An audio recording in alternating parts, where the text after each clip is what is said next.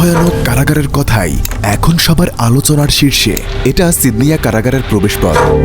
প্রথমবারের মতো এই গোপন কারাগারটি বিশ্বের কাছে উন্মুক্ত হয় ৮ই ডিসেম্বর ২০২৪।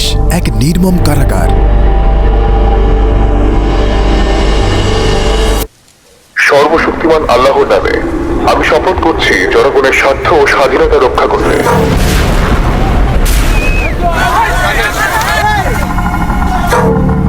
মাফিয়া গ্যাং দ্বারা পরিচালিত একটি দেশ। এটা দামেস্কের ড্রাগ পিল কারখানা, পৃথিবীর অন্যতম। অপরাধ, ভয়, নির্যাতন, হত্যা এবং মাদকের উৎপাদন এবং তা বিতরণ। একটি বড় মাদক চোরাচালান আটক করা হয়েছে।